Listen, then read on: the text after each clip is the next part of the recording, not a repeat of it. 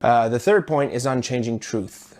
God really doesn't change his mind about the big things. Now, I know he adjusts to our free will and things like that, but in matters of salvation, he's unchanging. Christ is God, and he fulfilled the law of Moses. He gave us new commandments and teachings, and he talks about things that you need to do to get into heaven. In Matthew 7, he says you can't enter heaven unless you do the will of the Father. In John 3, he says unless you're born of water and the Spirit, you can't enter heaven.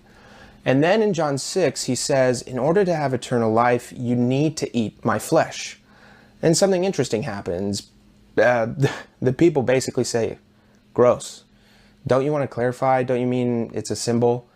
But Jesus doubles down and says, unless you gnaw on my flesh and drink my blood, you cannot enter the kingdom of heaven. Those are pretty clear words, and I'm paraphrasing in Greek for effect. But if you don't understand how offensive that was to the Jews to be told to drink blood, and then using the Greek word to gnaw instead of the normal term to eat, John is really driving Jesus' point home. He's the Paschal Lamb. He fulfilled the Passover sacrifice, and in instituting the Last Supper and his subsequent death on the cross, he saved all of us. What does this mean for us? How do we render God what he's due? We are unworthy, and we can't offer God anything that he doesn't already have because he's God.